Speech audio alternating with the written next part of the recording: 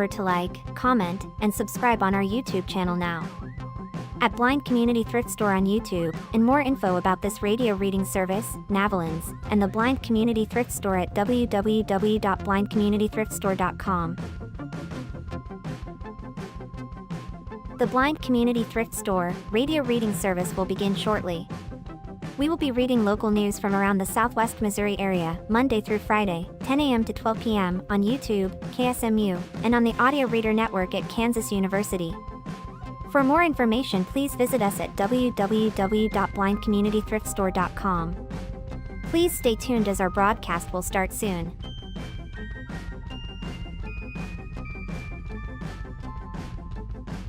Please remember to like, comment, and subscribe on our YouTube channel now.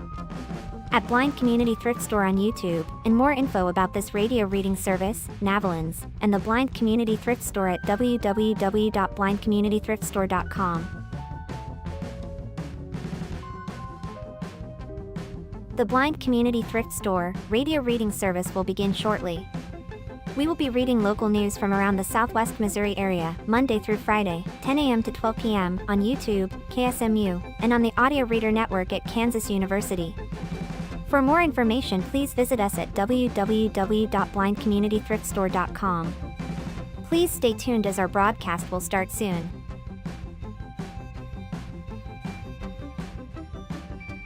Please remember to like, comment, and subscribe on our YouTube channel now. At Blind Community Thrift Store on YouTube, and more info about this radio reading service, Navalins, and the Blind Community Thrift Store at www.blindcommunitythriftstore.com. The Blind Community Thrift Store radio reading service will begin shortly. We will be reading local news from around the Southwest Missouri area, Monday through Friday, 10 a.m. to 12 p.m. on YouTube, KSMU, and on the Audio Reader Network at Kansas University. For more information, please visit us at www.blindcommunitythriftstore.com. Please stay tuned as our broadcast will start soon.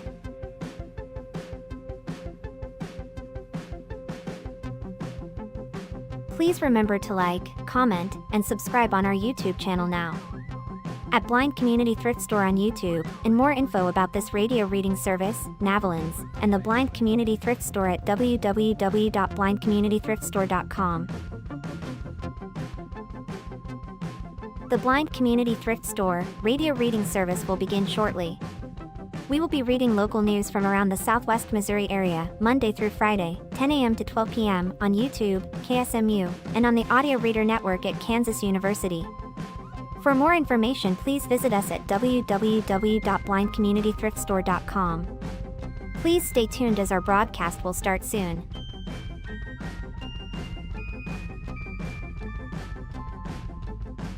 Please remember to like, comment, and subscribe on our YouTube channel now. At Blind Community Thrift Store on YouTube, and more info about this radio reading service, Navalins, and the Blind Community Thrift Store at www.blindcommunitythriftstore.com. The Blind Community Thrift Store radio reading service will begin shortly. We will be reading local news from around the Southwest Missouri area, Monday through Friday, 10 a.m. to 12 p.m. on YouTube, KSMU, and on the Audio Reader Network at Kansas University. For more information, please visit us at www.blindcommunitythriftstore.com. Please stay tuned as our broadcast will start soon.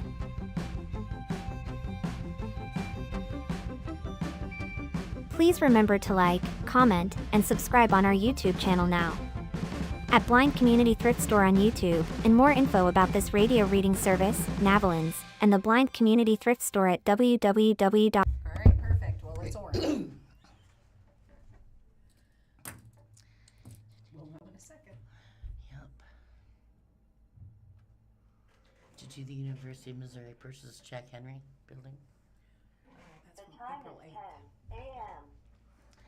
Good morning. Thank you for tuning in to the Blind Community Thrift Store radio reading service. My name is Sandy. Okay. And Kay. And we're here today with Kay, and we invite you to listen to our broadcast both live and on demand. Our live sessions are available on the Blind Community Thrift Store YouTube channel, Monday to Friday between 10 a.m. and 12 p.m. each week. Additionally, you can access the on-demand content through the Audio Reader Network, which offers a wide range of audio materials for the visually impaired community.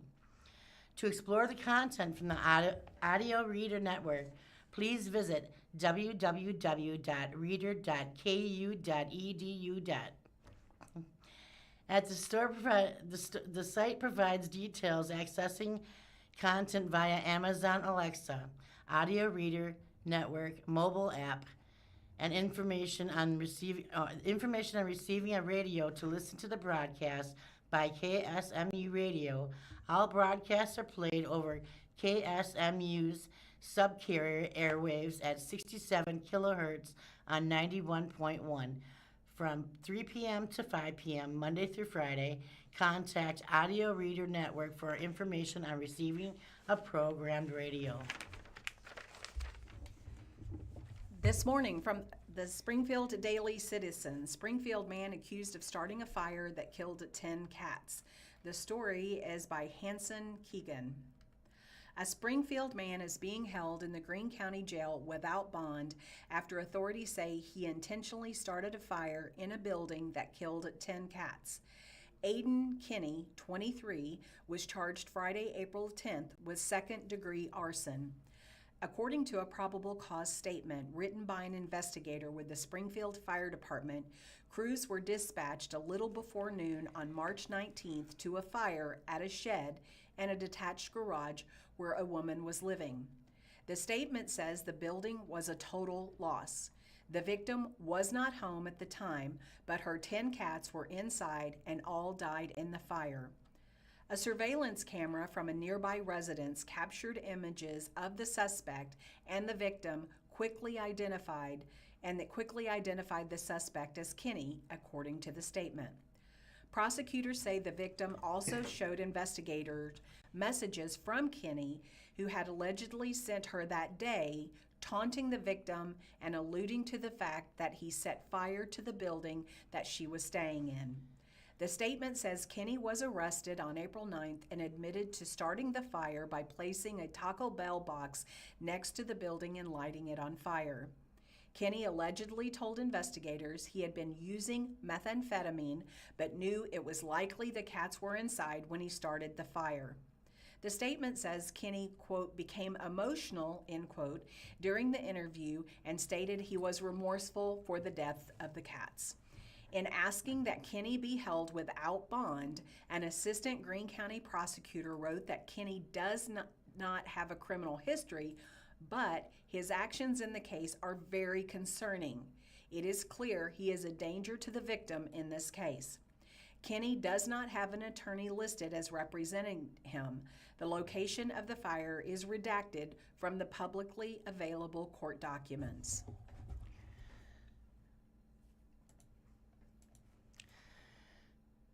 $160 Grand Prix to reopen in the early summer of 2026.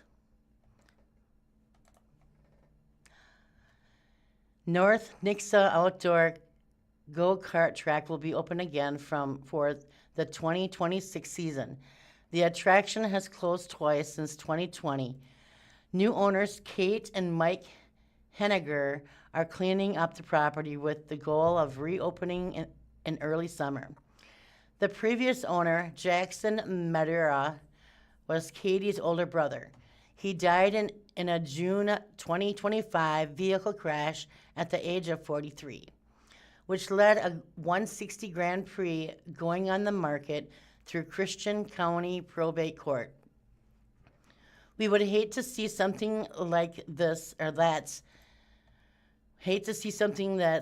just good, wholesome family fun go away, said Katie Henniger, adding that she knew it was possible the property would be razed and turned into a gas station or a pharmacy or whatever, if sold to someone outside the family.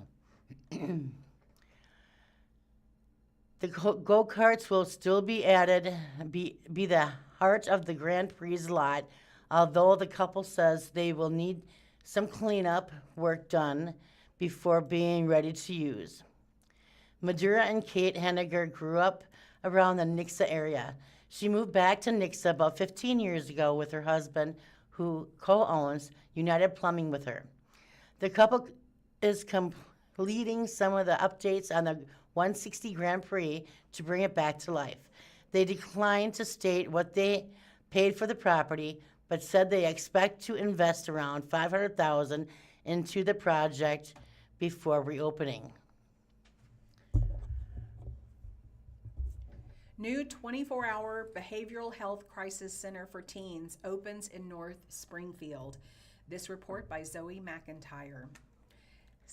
The first picture associated with this article is a picture of Missouri Governor Mike Kehoe and officials from Springfield, Greene County, who gathered for the ribbon cutting at Centerstone's new Youth Resiliency Campus. Centerstone opened its new Youth Resiliency Campus in Springfield, including centers for behavioral health crisis treatment, residential care, and intensive outpatient care at 2748 North National. The 2,700 and 858 square foot facility will be open 24 hours a day, every day of the year, according to the press release. This space will serve as a sanctuary for youths facing a range of challenges, from acute mental health issues to substance abuse, Centerstone, Missouri CEO Matt Gass said in the release that followed the ribbon cutting.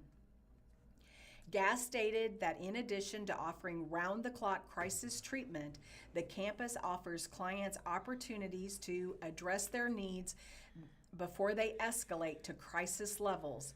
The facility includes a gym, outdoor recreation area, and rooms for art and music.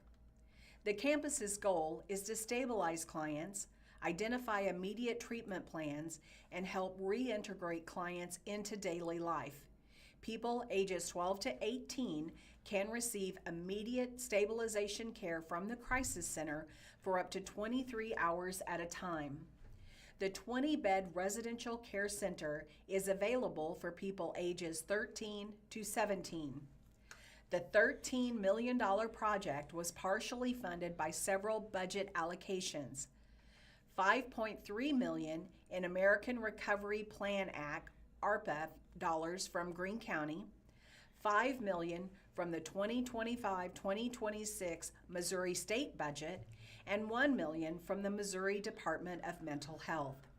It's a campus that has a reality of a $13 million investment, but more importantly, represents a decision to do things differently, to intervene earlier, to make health accessible, and to give young people a real shot at getting back on the right path, said Missouri Governor Mike Kehoe as he was doing the ribbon cutting.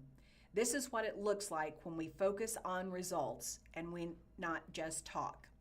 Centerstone became the largest nonprofit behavioral health center provider in the U.S. in late 2025 after merging with Brigetti, of which Burrell Behavioral Health was a subsidiary. Republican lawmakers encourage crackdown on illegal immigration after a teen killed in Greene County. Miles Young, 15, was fatally shot last month. Authorities say one of the three suspects, 18-year-old Jeffrey Achanga Elver, is from Honduras and was in the United States illegally. Lawmakers from across the southwest Missouri are introduced by Captain Jason Johnson on April 10th, 2026 in Springfield. Behind him, this is a picture, and behind him is a local protester, Dominique Moore, and she's holding up a sign that states 233 detainees in Greenville County Jail, 2024, or 224, having no criminal charges. The local Republican lawmakers hosted a press conference Friday, April 10th, inside the historic Greene County Courthouse to address public safety concerns and issues related to the illegal immigration. A news release from Congressman Eric Burlington his office, and on Thursday suggested the press conference was intended to address the recent fatal shooting of 15-year-old Miles Young of Springfield. One of the three suspects arrested for his suspected role in Young's death is Jeffrey Archanga Elver, 18, from Honduras. U.S. Immigration and Customs Enforcement has issued an arrest detainer for Archanga Elver. However, those who spoke at Friday's press conference declined to answer any questions about the case or speak about what the investigators believe happened. Young was fatally shot on March 12th in the neighborhood of southwest of Springfield city limits. 3 suspects have been arrested for their suspected roles in Young's death. Asked if he reached out to Young's family, Burlington said he had not. When he was allowing the family to grieve, Archanga Elver and Praise King, both 18, are charged with first-degree murder and armed criminal action. They are being held at Greene County Jail without bond. Greene County's Chief Juvenile Officer, Bill Prince, confirmed that the third suspect is a 17-year-old girl who was charged with first-degree murder and is being held in juvenile detention in advance of a hearing to determine whether she should be charged as an adult. Sheriff's Office offers heartfelt prayers to the victim's family. Captain Jason Johnson with the Greene County Sheriff's Office offered heartfelt prayers to Young's family and explained the investigation is ongoing and no details would be released at the press conference. However, I will state unequivocally that incidents such as this highlight the need for more immigration and border patrol, Johnson said. This needs to be fully funded and properly supported. Johnson has applied to succeed Greene County Sheriff Jim Arndt. If Arndt is confirmed as the next U.S. Marshal for the Western District of Missouri. Burlington, who represents Missouri's 7th District, organized Friday's press conference. He described the issue of illegal immigration as a dire public safety situation that continues to put Missouri's families at risk. 15-year-old Miles Young from right here in Springfield is unfortunately not with us, Burlington said. The American people, especially here in southwest Missouri, are sick and tired of these tragedies that could have been prevented. And this is not an isolated case. The crisis was created by the open border policy from the Biden, Kamala Harris, and Alejandro Mayorkas administration. Burlington said under the previous administration, ICE could have only targeted a tiny fraction of removable aliens. Yesterday, I met with ICE officials who literally told me that they were told 4 years to do nothing, which was unacceptable. They turned prosecutorial direction into a get-out-of-jail-free card for thousands of criminals.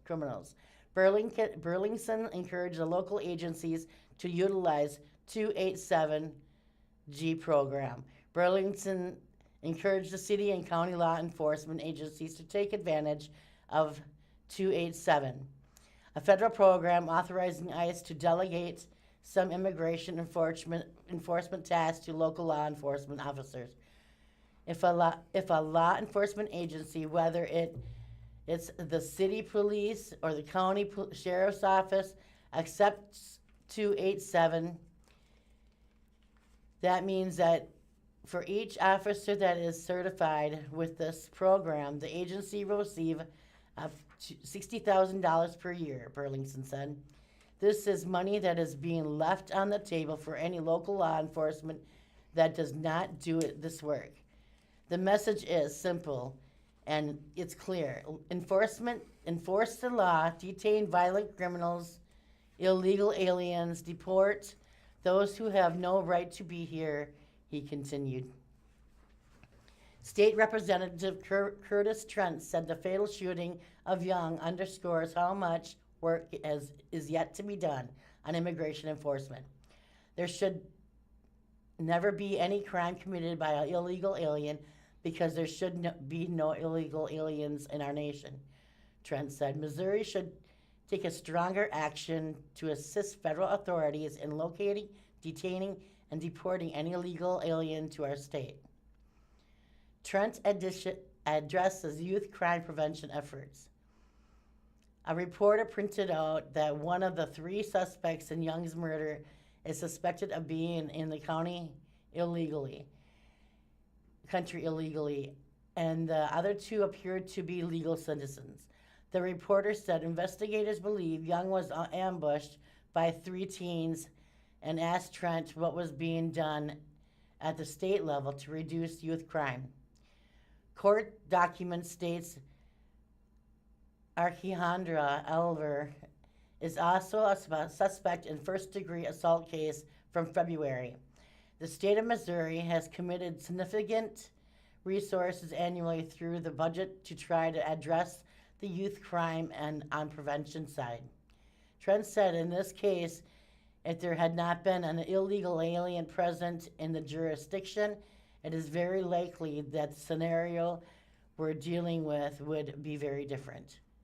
Another reporter reminded Burlington about his use of the word objectively at the press conference and then pointed to a Department of Homeland Security news release sent Thursday calling Alejandra Elver an animal and a monstrous illegal alien. Does a phrase like that risk undermining the projection of the objectivity, the reporter asked? Look, I'm from the Southwest Missouri, Burlington replied. I don't use the terms like that, but I'm not going to judge the way the other people talk about it. According to the DH news release, Alejandra Elver was first arrested in Texas as an accompanied minor in 2015. He would have been about 7. The Obama administration released him to the county. The release states Young was declared dead at the Cox South Hospital on March 12, 2026. Court documents state Young had a single gunshot wound to his chest. Witnesses told investigators they believe Young had been set up because a juvenile identified as J1 in the probable cause statement blamed Miles for the death of the victim in a 2025 homicide case. According to the statement, J1 arrived at Springfield residence in the early morning hours of Thursday, March 12th, to pick up Young, who was under the belief he would be having sex with J1. Court documents states that Alejandra Elver and King then ambushed and chased the victim on foot. Prosecutors believe Alejandra Elver fatally shot Young as he pleaded for his life. 3 suspects fled, but were eventually arrested.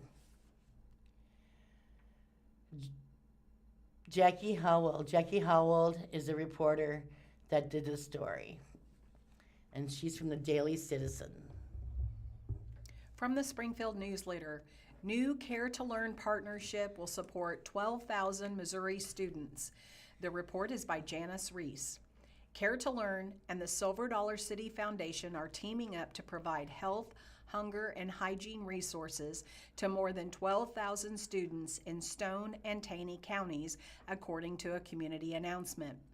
The partnership, branded as Together for Kids, will establish 10 new Care to Learn chapters in the Blue Eye, Branson, Crane, Galena, Kirbyville, Mark Twain, Shell Knob, Spokane, Taneyville, and Forsyth school districts by the end of the 25-26 school year.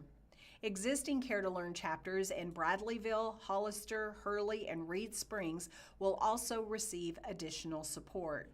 Accompanying this article is a picture of Care to Learn at Silver Dollar City Foundation at the Stone County area. There were 12,000 students who showed up so that they could accept this new grant. Meeting the needs of students.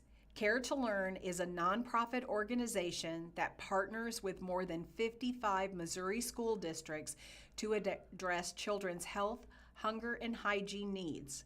Since its founding in 2008, the organization has met more than 4.6 million needs, including providing eyeglasses, vision exams, emergency dental care, prescriptions, assistive devices, and mental health services. The Silver Dollar City Foundation is a philanthropic arm of Silver Dollar City Parks and Resorts and has been working through local schools to help children and families since 1996. Silver Dollar City Foundation has already shown a deep commitment to students, Crystal Simon, CEO of Care to Learn, said in the announcement. This partnership will extend that community beyond the classroom into the daily lives of students, ensuring that they are ready to learn. Together, we can remove barriers to education for thousands of children and build a brighter future for students.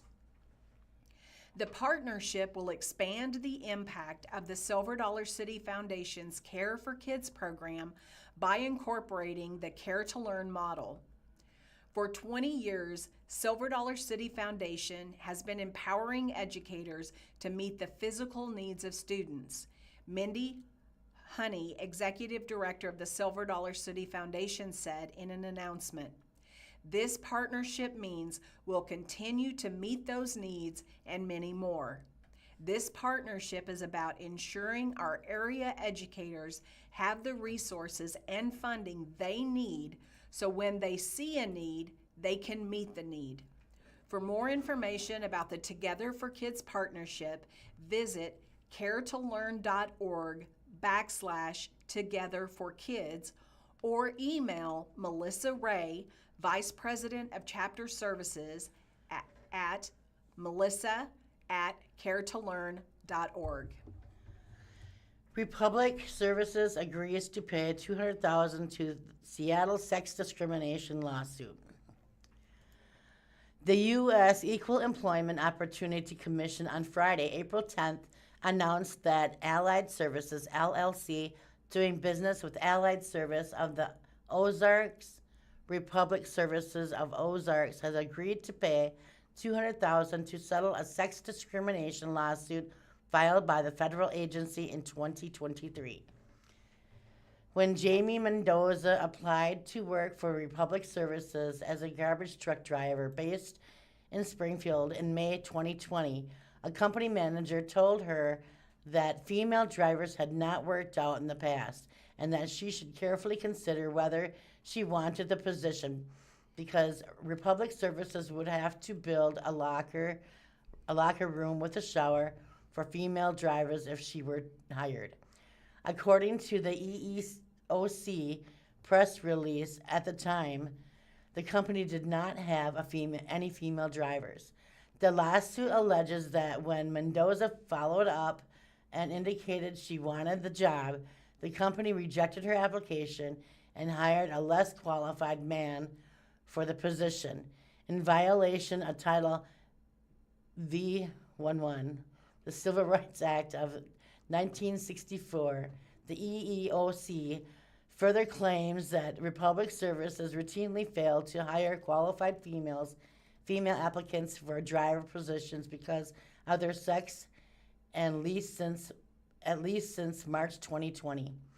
When employers make a hiring decision based on sex rather than qualifications, both the employer and the applicant suffer.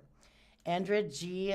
Barnon, regional attorney for the EEOC's St. Louis district, and in the release,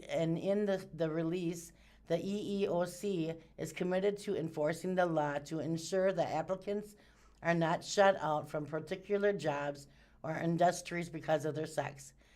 After the first attempting to reach a pre-litigation settlement through its administrative coalition progress. The EEOC filed suit in the U.S. District Court for the Western District of Missouri. In light of the settlement, a jury trial set for Monday, April 13th, has been canceled. Republic Services did not immediately respond to the request for the comment.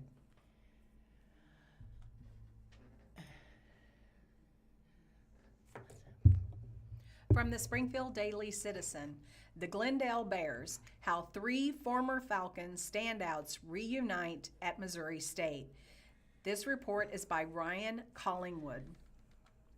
There is a picture of 3 football players, and it says Missouri State linebacker Cooper Roy, who's the far left, defensive end Kellen Lindstrom, and quarterback Cole Feuerbacher are former Glendale High standouts.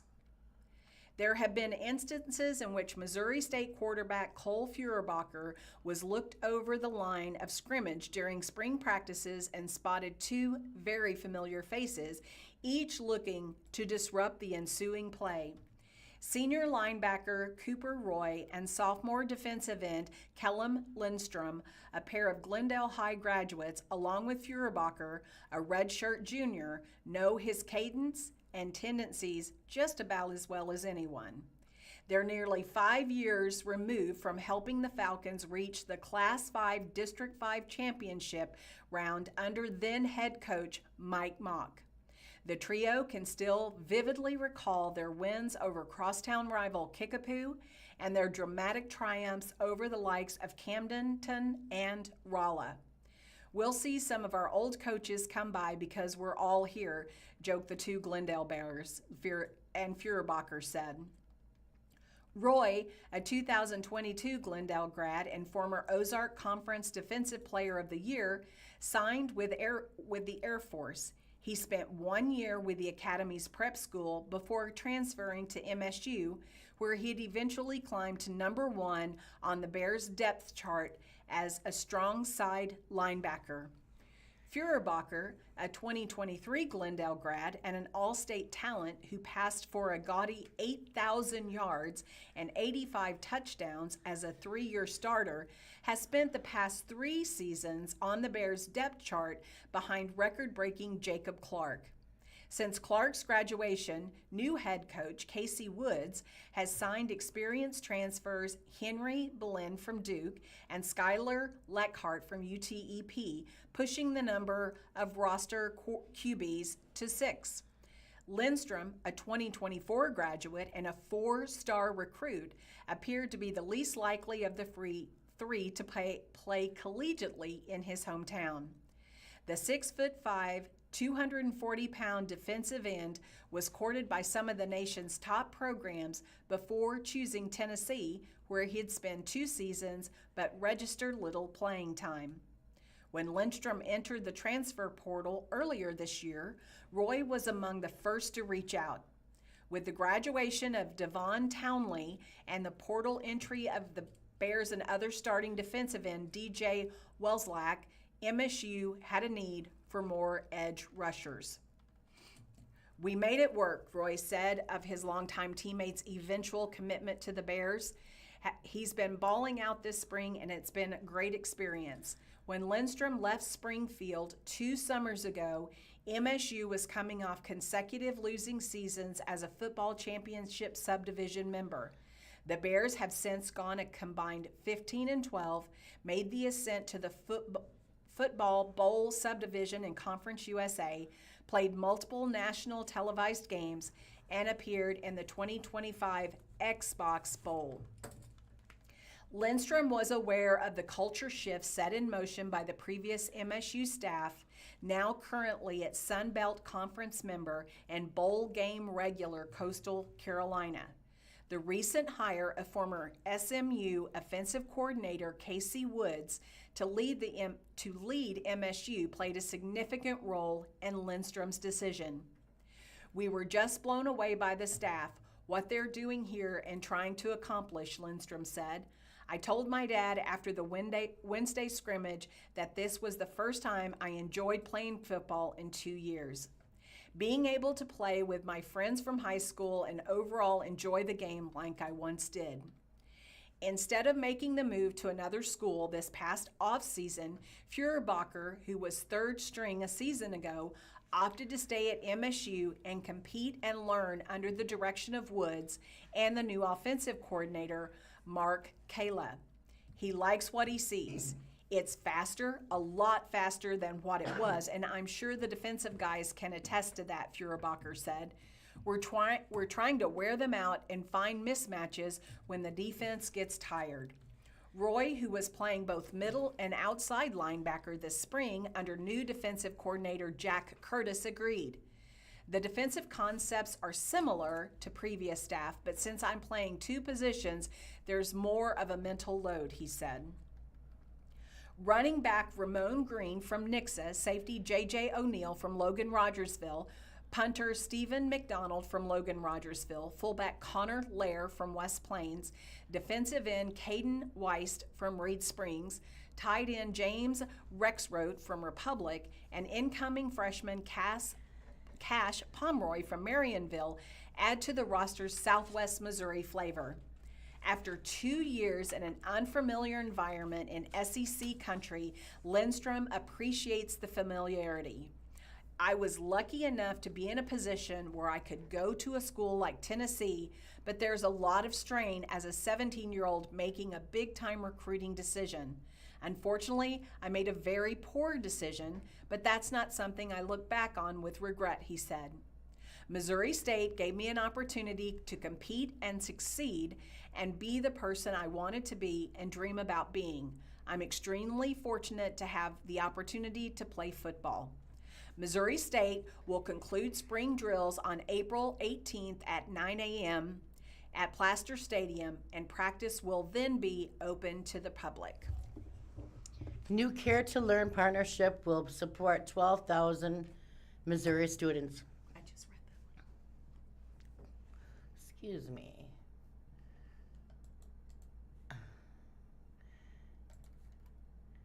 We will go to Backyard Naturalists.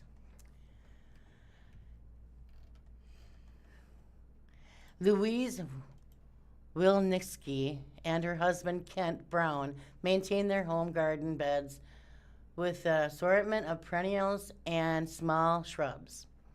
One of their ultimate goals is to eliminate the need for mowing. This photograph was taken on Monday, April 6, 2026. Photo was taken by Jim Wilson. We all have memories of a special place, often a place we've called home. Wherever we go in life, we carry the precious memory with us. For Louise Winkowski, the love of one particular place was so deeply ingrained that when she moved to Springfield, she wanted to bring that special place with her, or at least parts of it. It wasn't a place where she grew up in suburban Washington, D.C., but where she later lived in the Ozarks, in a rental house in Ozark County. There she found comfort and a solace in nature, surrounded by forests, glades, and prairies. The relaxed country lifestyle was no doubt part of the draw for her. She played the dual climber with a little music group and planted a big garden. She admired the profusion of flowers growing by the roadside and blooming on the glades. And when she moved to Springfield in 1980, she wanted to recreate the natural landscape, the surroundings she missed so much. Louise and her husband, Kent Brown, bought a late 1880s Victorian home in Springfield, originally the Queen Anne style, characterized by a steeply pitched roof, boldly rising turrets, and delicate spindlework. In 1910, J.C. Nicholas, owner of the feed store on Commercial Street, bought the house and added a second story. It was a striking structure, solid and handsome, painted in rich earthy colors with bright vertical pinstriping. Not surprisingly, when Kent and Louise bought the house, it featured a typical urban yardscape with monstrous turf. Now the grass is mostly gone. It takes Kent only half an hour to mow what's left. The yard now features over 100 species of native plants in multiple beds, connected by ribbons of grass and brick pathways, but it is not all natives. Although she loves the native plants, Louise isn't a pursuit, but instead enjoys a wide variety of plants, some native, some not. Louise has been a long, civic-minded gardener. After moving to Springfield, she was courted by the Midtown Community Garden Group, where she would serve as a garden leader for 8 years. The community garden donates fresh, wholesome food to people in need, many of them inhabiting the food deserts. But the gardens are also used to educate kids about where their food comes from and how it's grown. Louise heaps praise on Mally Otterson, a leader of Springfield's community gardens, who says she has an amazing ability to secure funding to keep the gardens going. In the 1990s, Louise propagated native plants to sell at the Gardeners, a Greater Ozarks farmers market, the first person in Springfield to do so.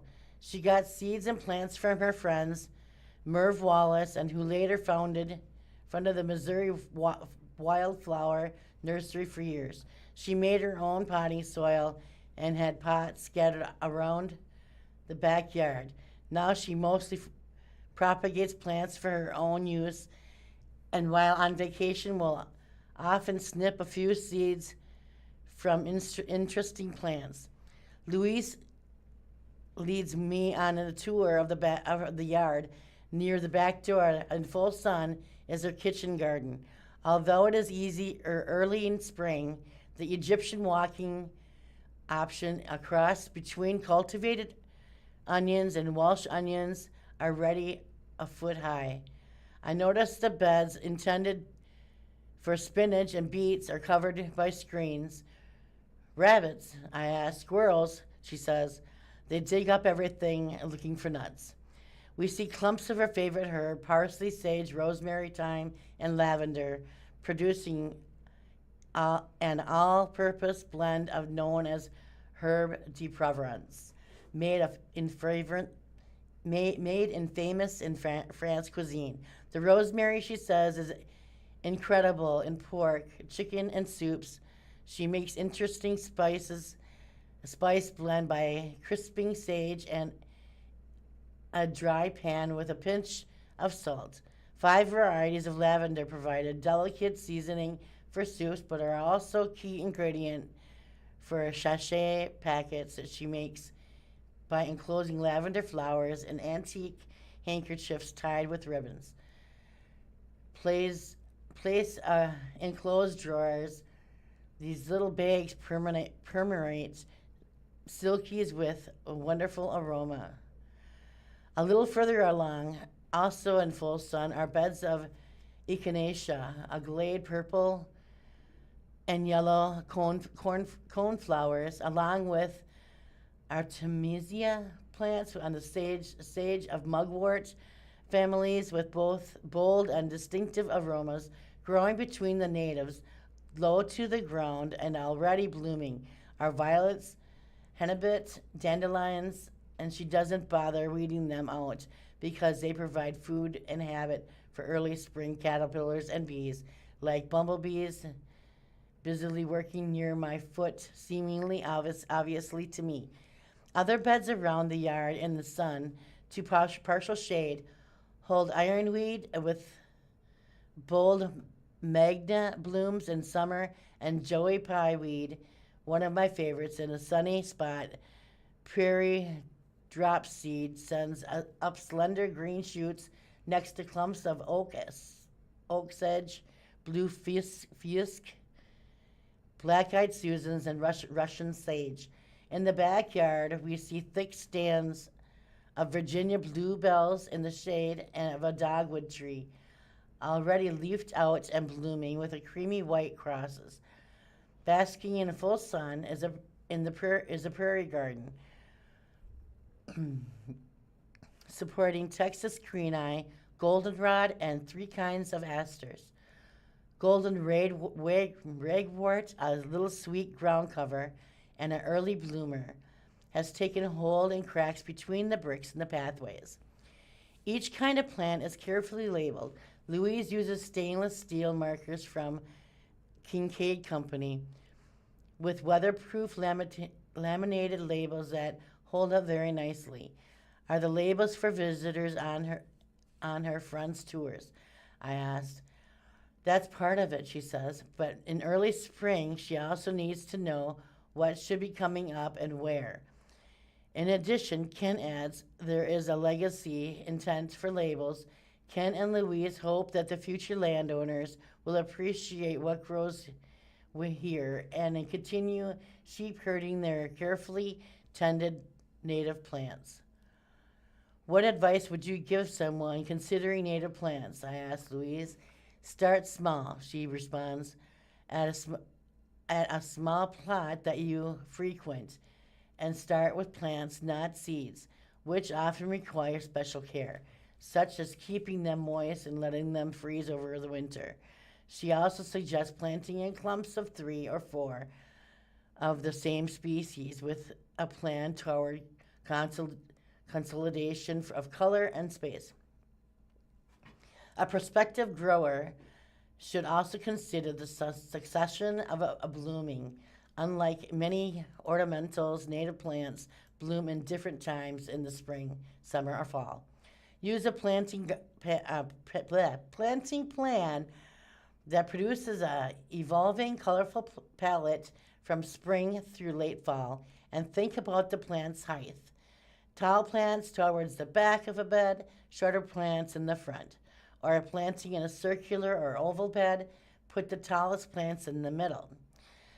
Louise's main suggestion, however, are to do research and seek expert advice. She consults with Wallace, whose Missouri Wildflower Nursery catalog is an encyclopedia of native plant information. The Missouri Prairie Foundation provides a lot of information on the needs of various native plants species as well as plants for various garden types. E.G. Pollinator Garden, hummingbird attractors, local growers like Watershed Natives and Ozarks Soul, in addition to supplying healthy, vigorous plants at a native plant sales, also help customers with planting and growing tips. Obviously, there is a fair amount of work involved in taking care of the yard, whether it's planted native or not. Mowing, of course, is no-brainer, required only enough skill to push or drive a mower. Native landscapes, in contrast, require more thought and preparation. But once natives get established, they no longer require babysitting. As Louise puts it, maintenance can be reduced from the needs of typical lawn or turf lawn, and to many of us, the work is not only quieter, but it is also more pleasant. Louise and Kent derive immeasurable pleasure from their reworked landscapes, sitting in the shade of their secret garden in their urban sanctuary, reading, eating, or in Kent's case, meditating. I asked Kent why he likes it so much out here. He nods, taking in a deep breath, and it's a wonderful place to sit out and breathe, he says, and it's 10 degrees cooler out here in the summer. For her part, Louise notes that improving the ecology of the landscape ties to her earth, growing plants, and nourishes life is very important to her. She loves to watch the flow of the birds, bees, and butterflies through the landscape she and Kent have prepared for them. She derives a spiritual solace and strength from time spent in her native rich landscape, her carefully cultivated human habitat. It's an important distinction. The yard is not just wildlife habitat, it's habitat for people too. It may be urban in nature, but it's still part of nature. It's still part of the local ecosystem and not separate from it. For Kent and Louise, the motivation for native landscaping is partially spiritual but also practical. And their work doesn't just benefit wildlife, it benefits all of us all. By helping with community gardens, Louise uses her gardening skills in service to her fellow man. By reducing turf, what my eco-evangelist friends calls the drug-dependent rug, Ken and Louise improve air and water quality for all of us. Louise leaves me with a parting thought. I'm doing what I can to make the earth a better place, she says, and I know I will. I wish more people would. Whether we realize it or not, we are all fortunate that Kent and Louise have found this special place to call home. We are broadcasting live from the Blind Community Thrift Store. It is a spacious 17,000 square foot thrift store located in Springfield, Missouri. It holds the distinction of being the first retail store worldwide to incorporate NaviLens technology, which significantly enhances accessibility for the blind, visually impaired, and non-English speaking individuals. This innovative system enables customers to navigate and shop with minimal assistance, fostering independence and confidence. The store operates as a nonprofit organization dedicated to generating funds that support the provision of adapted technology training for the blind and visually impaired community, often at little to no cost. Visitors can learn more about the organization and access its services by visiting the store in person at 2713 North Kansas Expressway in Springfield, Missouri, and it's open Monday through Saturday from 9 to 6, or by visiting the website at www.blindcommunitythriftstore.com. The website offers comprehensive information about the store's mission, services and opportunities for community involvement, as well as details about the free store available to residents in the Springfield area. Our next story comes from the Springfield News-Leader: How State Budget Decisions Could Impact Springfield Public Schools. State leaders in Jefferson City have been putting together a state budget in the face of declining revenues, slow growth forecast, and diminishing surplus funds. In order to cut back on spending, the current draft budget for next year could bring large cuts in funding for Springfield Public Schools and other school districts in the state. At a legislative update event on Thursday, April the 9th, hosted by SPS, the Springfield National Education Association and Springfield, Missouri State Teachers Association district leaders shared the uncertainty they are facing in the next year's budget, and 3 state representatives provided updates on bills that are moving through the legislative process. The panel included discussion with Representatives Betsy Fogel, Stephanie Hind, and Melanie Stinnett. Here are the key takeaways.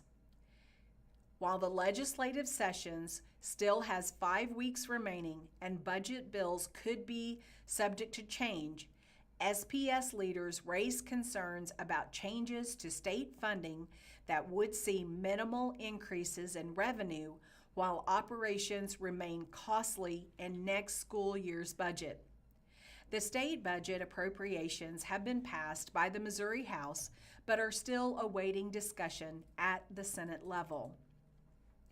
Travis Shaw, Deputy Superintendent of Operations, said changes to the Missouri Foundation formula are likely to either keep the amount received flat or reduce it.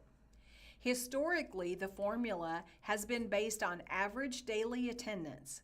This year, it changed to use 90% of weighted average daily attendance and 10% weighted average enrollment. Next year, this will change again to be 80% attendance and 20% enrollment. Shaw said this is likely to keep funding flat at roughly $6,900 per average daily attendance, or could decline to about $6,740 per average daily attendance. This change in the formula will be included in Senate Bill 727, which was passed in 2024 and seeks to eventually split calculations evenly between attendance and enrollment. Jason Zamkus, the district's lobbyist, said that the budget keeping the foundation formula flat means educating funding will see a $190 million reduction compared to what the foundation formula would have otherwise required. He added that minimum teacher salary funding and career ladder funding also remain stagnant in the state budget. However, the district will receive slightly above what the basic formula would provide through the 169-day provision. This provision gives all districts who attend school 169 days an additional 1% of what they received from the basic formula the year prior. This will increase and stay at 2% starting in the 2028 budget year. Allocations from Proposition C, a 1% statewide sales tax that is distributed to school districts, are expected to remain flat going into the next year as well. Shaw said the change to the foundation formula will create more pressure on Prop C, meaning each district will get a smaller piece of the pie as appropriations from the sales tax remain stagnant. Zamkus said several other bills regarding education, whether pertaining to literacy requirements or technology regulations, could create unfunded mandates and further strain school district budgets. He was hopeful, however, that these bills would not gain traction without subsequent ways to fund requirements placed on school districts. The Springfield School Board will receive information on the next school year's budget in the upcoming months and will be voting on the budget in June. But as district leaders track what's happening at the state capitol, uncertainty looms over what funding the district will receive. State funding makes up roughly 30% of the district's budget.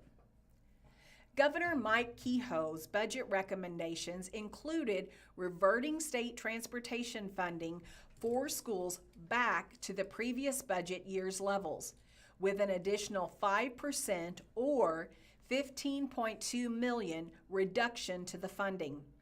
Superintendent Gretna Latham said this could be particularly hard on Springfield, which this school year expanded budget eligibility for all elementary, intermediate, and K-8 students who live 1 mile or more from school.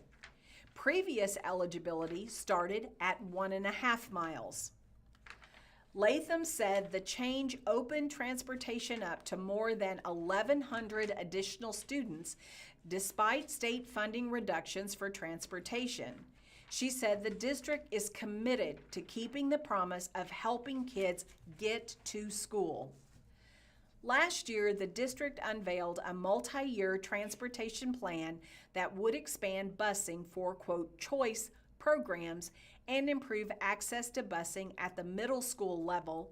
Though these were noted to not add any additional buses, routes, and staff to minimize increasing costs, according to the previous News-Leader report. The district also received some federal dollars. Latham said SPS is projected to see a 20% cut in federal funding, which primarily funds positions across Title I schools such as reading specialists, behavioral support staff, and social workers. Overall, Latham suggests the shrinking operating budget could mean hard decisions for the district when it comes to staffing and compensation. When it comes to local revenue, Shaw said with next year being a non-assessment year, the district could expect a 2% growth in the assessed valuation, primarily from new construction and personal property. The senior tax freeze from Senate Bill 190 has made collection rates of property taxes for the district fall from 97% to 95%, he noted. Missouri legislators have steadily moved forward with plans to eliminate the state income tax. The current proposal moving through the legislature, which would have to be approved by voters, would task lawmakers with determining what currently untaxed goods and services could be made subject to sales tax in the future. The bill certainly triggers for reduction in income tax when the state's revenue grow, so the income tax would be simply eradicated without any revenue to replace it. However, adding sales taxes on services and transactions that are not currently taxed could impact those that are already struggling, Fogel said. We will have to make up $9 billion worth of economic activity and general revenue in other forms, she said. That will look like an increase in the sales tax. That will look like an increase in expanding the tax base. Without the income tax, the state's general fund revenues, which fund the foundation formula, could change and shift.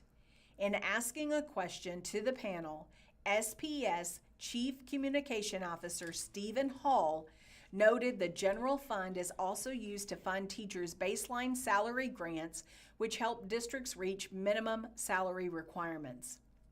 But Stinnett said the matter would still include voter input, and if growth in revenue does not occur, the income tax would remain as is.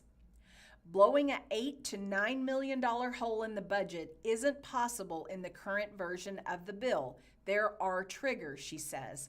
It gives us the opportunity as a legislature to look at our tax policy in a complete way and take a really good look at how we could change that. And if we don't get that done, again, nothing changes. If the state ever needs to make cuts, Hines said, public education, higher education, and social services are always the first to have funding slashed. They take the brunt of any revenue loss that we have, she said. So when we see, and if we see these cuts happen, we are going to see implications across our community, not just in our public schools. Zamkus noticed that property tax reform being discussed at the state level could also put downward pressure on how school districts are able to add to their revenue on a local level. Outdoors and recreation, hiking guide. Take a waterfall day trip to Smith Creek Preserve. Pretty wildflowers, enormous boulders, tumbling cascades, and hidden waterfowl make Smith Creek Preserve a picturesque spring destination. Stories from Sunny Hollander. Tumbling cascades over rocky shoals make a pretty spring scene along Smith Creek. Pictures of the Ozarks. The story is part of an ongoing series about photo-worthy destinations around the Ozarks. Getting to Smith Creek Preserve from Springfield. Oh, excuse me. Spring rains usher in green trees, colorful wildflowers, and flowing creeks that makes April and May the best 2 months for planning a waterfall day trip to northwest Arkansas. In abundance of hiking trails lead to cascading creeks and pretty falls, many which we shared on these pages. One of our favorite photogenic destinations is Smith Creek Preserve, about 2 hours south of Springfield. This 1,406-acre forested canyon nature area is bisected by Smith Creek, a beautiful tributary that reaches the Buffalo National River nearby. It is located off Arkansas 21 South, a few miles south of the Boxley Valley Historic District, As you climb out of the valley, while the land was preserved to protect wildlife, especially in the Indiana bats living in Sherfield Cave. It is a network of multi-use trails, attracts visitors of all ages. Those trails provide access to the preserve's most scenic spots, particularly Cuvala, Elise Falls, north of Trailhead, and the series of boulders and tumbling cascades heading south. Hike out and back to either one of those areas or explore all day with roughly 5 to 6 mile loop hike that includes Ellis Falls, the scenic boulders and pretty little pool and cascade area reached via the lower trail. Expect a few creeks crossings, especially if there's been rain, an elevation change of more than 400 feet, depending on which trail sections you take or you hike or how much you explore off trail. Pack a lunch to enjoy while perched on the rocks or a small picnic area. Ready for spring day, surrounded by nature. This guide shares 3 trail variations to help you plan a peaceful outing at Smith Creek. Down and back to Cuvala, Elise Falls. Distance is 1.6 miles. For a short but moderately strenuous hike that reveals a treasured waterfall hike down and back to visit Cuvala, Elise Falls. The waterfalls is named for its probationist Elise Rolnick, who discovered it on the land she and her husband Marty once owned. The Rolnicks transferred their land to the Nature Conservatory in 2004. The Smith Creek Preserve was dedicated in 2005. Legend has it that Elise thought the waterfall sounded like a Cuvala, a French Indian phrase for who goes there. Hiking to Elise Falls starts as all of Smith Creek's trails options do, down an old wide road beyond the trailhead, gate and signs, one which also shows a map. Tip: take pictures of the map or have one on your phone. It's likely you'll have cell service. You may also find paper maps in a protected container. After roughly 0.2 miles, the trail splits left and right. There should be an Elise Falls sign pointed left or north as this trail section goes downhill to the valley. It's typically well maintained and not too hard, although challenging to climb back up. After a half mile or so, you'll reach Smith Creek and its rocky stream, which here is typically dry, reportedly because the creek goes underground. The rest of the hike to Elise is a well-traveled bushwhack. Pick your own way down the stream bed toward a side drainage feeder creek flowing down a hill from your left. Across the stream bed, should be able to see where the trail picks up again. That's the beginning of the lower trail, which goes along the east side of the creek if you hike the loop. If there's been rain, we often see a pretty elongated blue pool of water at the base of the bluff just before reaching the drainage. Expect a wet crossing over Smith Creek to reach the drainage, then you'll climb uphill about 100 yards to the waterfall flowing a faint social trail. Pause along the way to enjoy tumbling cascades as you climb toward the main event. While you'll start climbing on the little drainage creek right side, cross to the left side as you near the falls. Trekking sticks are handy here.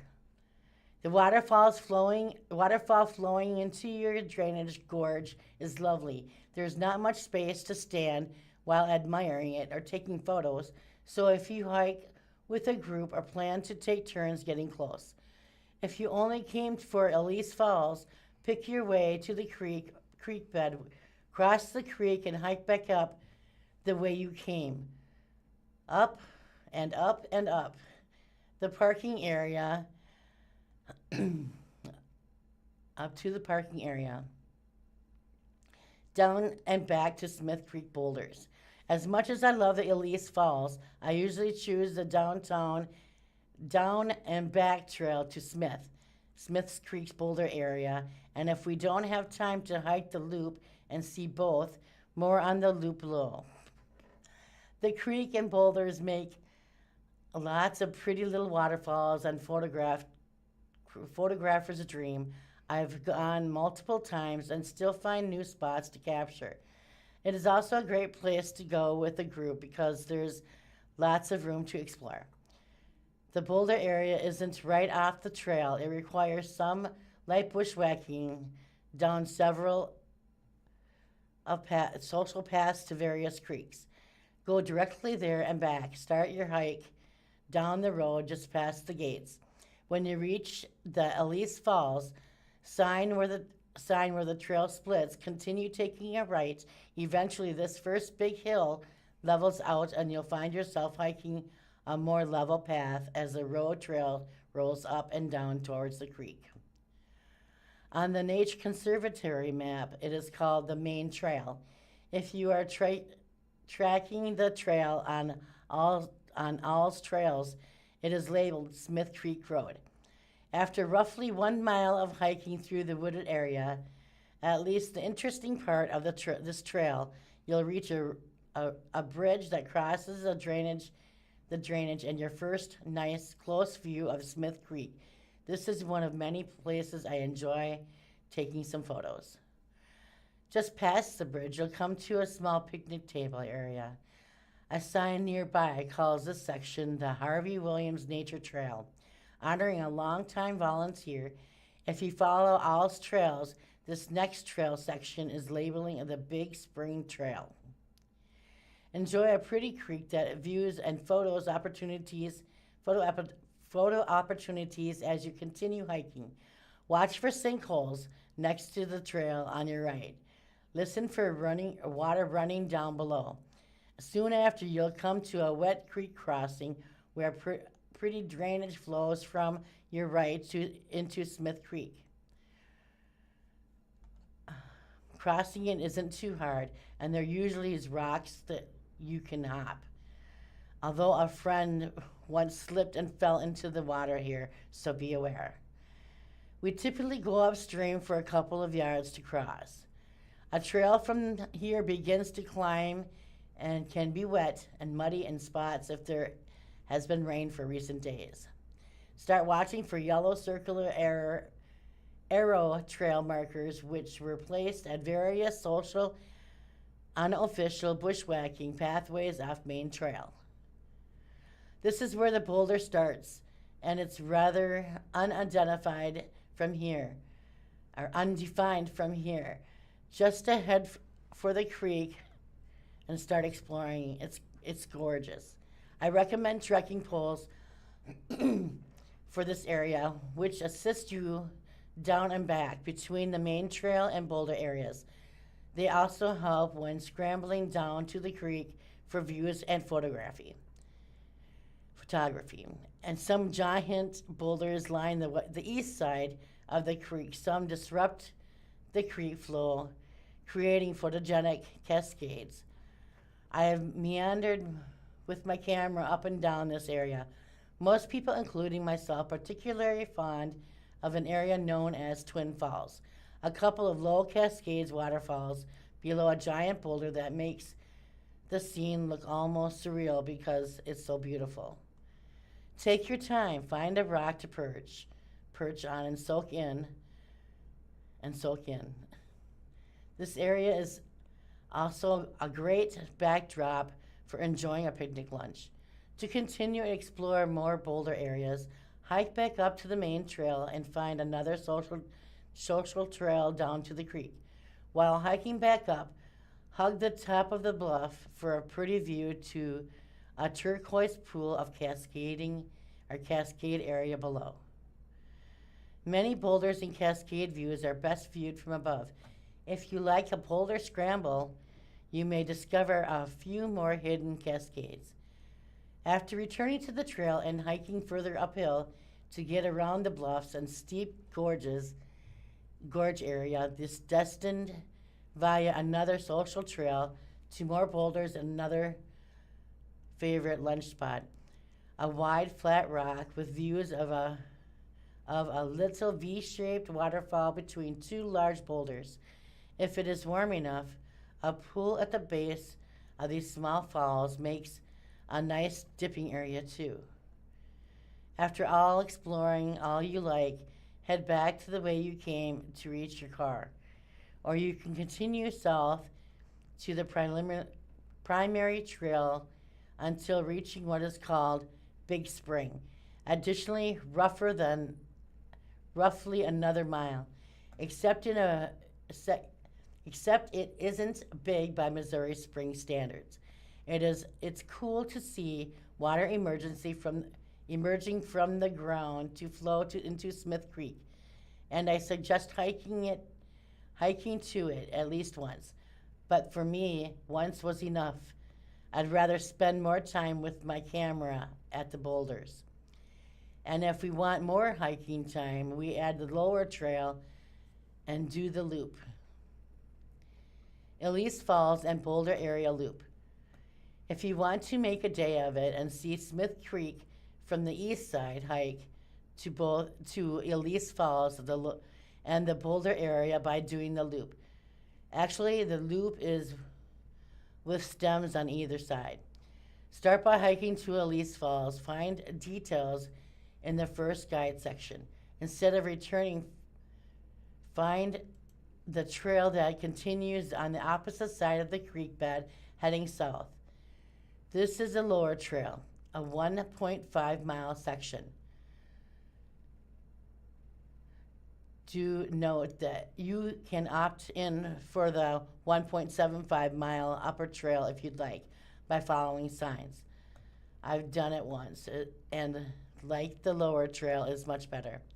The lower trail meanders up and down roughly following Smith Creek preliminary from above. It's mostly a pleasant walk in the woods with elevation changes. You'll cross a few drainage along the way, but typically nothing that gets our feet wet. In the spring, I often find lots of wildflowers here too. About 2/3 along the trail comes close to the creek for some pretty views of boulder cascades and pools. Continuing from here, you'll cross a final feeder stream and hike downhill to Smith Creek. Don't get confused about seeing a bridge described on the map. The bridge is one that crosses a drainage, not over Smith Creek. There is no bridge over Smith Creek. You'll have to cross it over rocks. If the water is up, this may be your thickest creek crossing of your hike. We have found several different options for crossing. You may need to walk up or down a bit to find the spot that seems most comfortable for you. And you may get boots wet here if there's been recent rain. Consider bringing some water shoes for this spot. If so, once you cross the creek, look for the drainage bridge and the main trail, what's called the Big Spring Trail on the Alls Trails map. Continue hiking south to the Boulder area. Review section 2, Boulder area, above to follow from here. The story is from Sunny Hollander. From the Springfield News-Leader, Rob Marsh to be featured on national TV series Next Level CEO. The story was written by Janice Reese. Rob Marsh, President and CEO of the Missouri Sports Hall of Fame, will be featured on the upcoming season of the business-focused TV series Next Level CEO. Filming for the new season is set to begin this spring at the show's studios in Miami, according to a community announcement. Marsh has nearly 30 years of executive leadership experience, including his tenure as Chief Operating Officer of Pyramid Foods and Price Cutter. Since taking the helm at the Missouri Sports Hall of Fame, he has focused on strengthening the organization's financial position, expanding its statewide presence, and increasing its charitable impact in support of children and veteran causes. I am honored to be selected for this opportunity, Marsh said in the announcement. This is not just about personal recognition.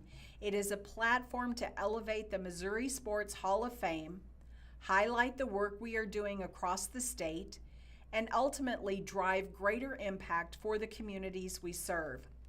Next Level CEO features high-performing leaders who have demonstrated success in navigating complex, challenging, building organizations, and creating lasting impact. Marsh's leadership philosophy centered on accountability, resilience, and performing under pressure has been instrumental in guiding the Hall of Fame through a critical chapter of its evolution, according to the announcement. This opportunity allows us to tell a bigger story, Marsh said in the announcement, one that connects leadership, community, and purpose, and showcases how we are using our platform to make a difference. Additional details regarding air dates will be announced later.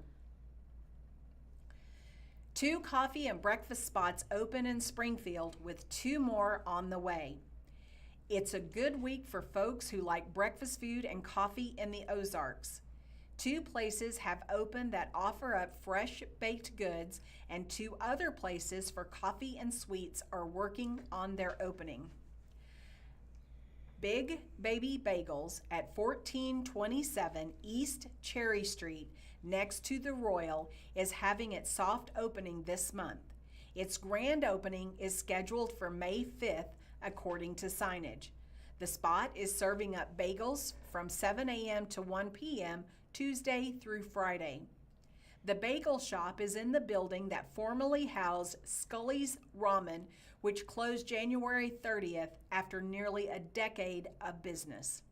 It offers bagels that are made in-house with flavors like dark chocolate chip, cinnamon crunch, Asiago sesame, everything, rosemary salt, and poblano cheddar. The shop also serves hot and cold coffee from Ozark Mountain Coffee Company. Scully's Ramen owner Laura and Joe Steele began their venture as a fried chicken sandwich food truck in 2016, but pivoted to Asian American fusion fare. In 2019, the Steeles sold their food truck to move into the current brick-and-mortar location beside the Royal. Hollister-based Table Rock Coffee Roasters is coming to Springfield very soon. The coffee shop is moving into the location that formerly housed Schumann's Meat Company at 4406 South Campbell. Table Rock Coffee Roasters is a veteran-owned shop that roasts coffee and has 3 locations.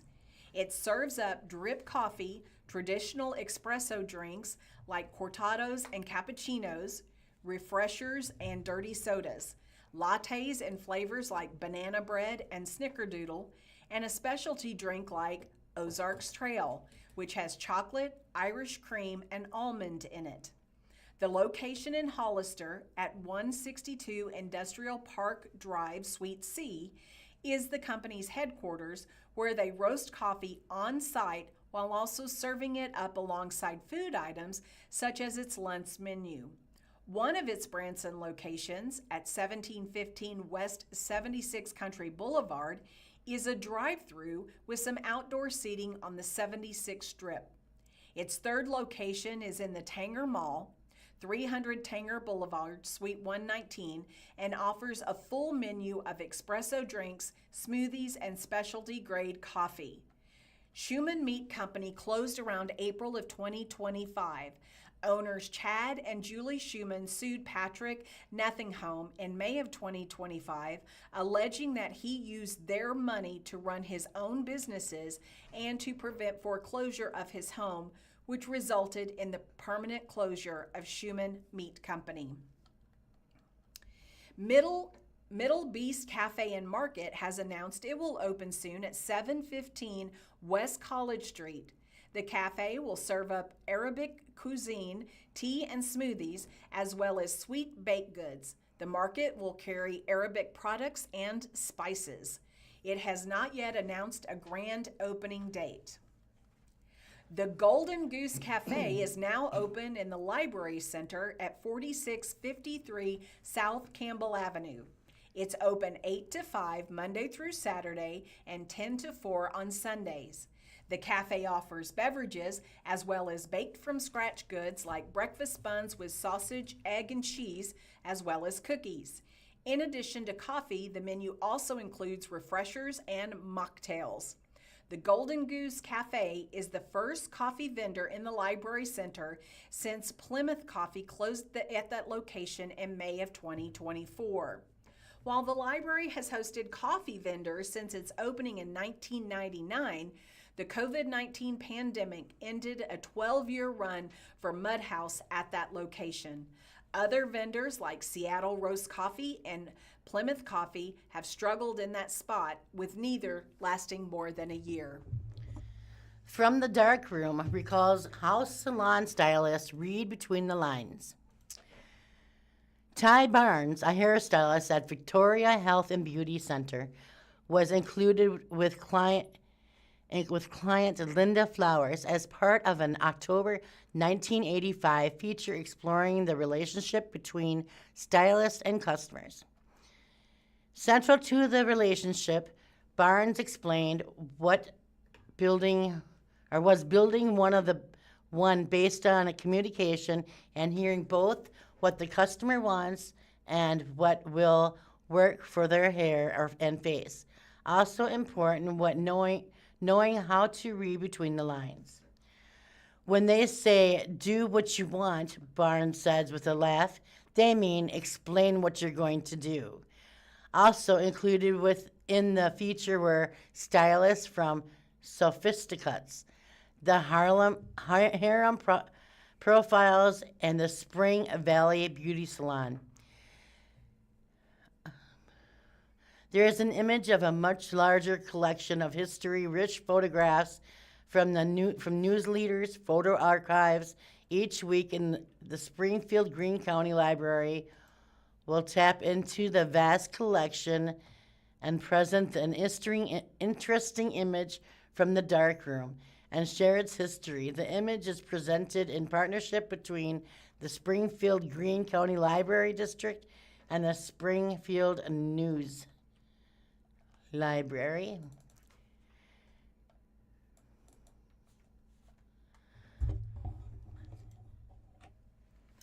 Forbes lists these Missouri employers amongst the nation's best. More than 24 Missouri-based companies have been named to Forbes' 2026 list of the best mid-size and large employers to work for in the United States. Each year, the publication conducts a survey that includes more than 217,000 employees working at mid-sized and large companies within the U.S., asking participants to rate their employers based on criteria such as salary, work environment, benefits, and opportunities to advance. Those responses are then tallied and analyzed alongside survey data from the previous 3 years to give each employer their score. Forbes named 1,200 organizations to its 2026 list, 700 large employers, and 500 mid-size employers. Companies with 1,000 to 5,000 employees were considered mid-size, while companies with more than 5,000 employees were considered large employers. All in all, 10 Missouri companies were selected as some of the best large employers in the country, while 18 others made the best midsize employers. Here are the best for Missouri. The name, number 14 is Washington University in St. Louis. 122, BJC Health Systems, Healthcares and Services. 207, Edward Jones in St. Louis. 300, Burns and McDonald's in Kansas City. 315, Leggett and Platt in Carthage. 377, H&R Block in Kansas City. 503, Anheuser-Busch Beverages in St. Louis. 507, Hallmark Packaged Goods in Kansas City. 560, Emerson Electric in St. Louis. And 569, our very own Prime for transportation and logistics here in Springfield, Missouri. Who are the best midsize employers? 24, Worldwide Technology in Maryland Heights. 37th, J.E. Dunn Construction in Kansas City. 100, Boone Hospital Center in Columbia. 135th, United Healthcare in Kansas City. 152nd, Hush Blackwell in Kansas City. 156, Amdocs in Chesterfield. 161, HNTB in Kansas City. 185th, St. Louis University in St. Louis. 188th, Preferred Family Healthcare in Kirksville.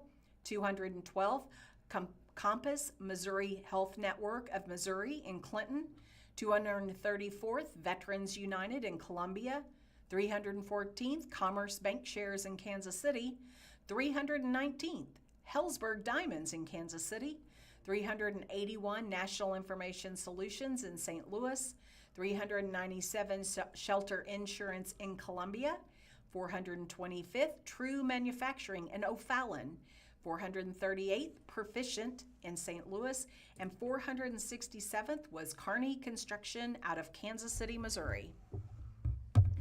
Living in fear, batterers often sent to class, but no one knows if it reduces domestic violence. In part 3 of a 4-part investigation series, the Springfield Daily Citizen explores shortcomings of a justice system that is often slow to deliberate, rather than delivering swift and certain consequences for domestic violence perpetrators. One example, no one can say if a common sentencing tool is effective in reducing domestic violence. People found guilty of domestic assault in Greene County often are placed on probation, with one of the conditions being that they attend batterers intervention class instead of going to jail or prison. Prosecutors routinely agree to send their defendants to the classes. Defense attorney claimed victory when it happens. Judge obligee offers to batterers to class you go. Yet despite the sea of good intention, no one in Greene County has completed that hard data that could determine if these programs actually reduce domestic violence. No one apparently carefully tracks how many perpetrators complete the class or how many face consequences from a judge if they drop out or don't attend regularly. Nobody knows how frequently convicted perpetrators are required to repeat the class. Nobody knows if those who attend are less likely to reoffend.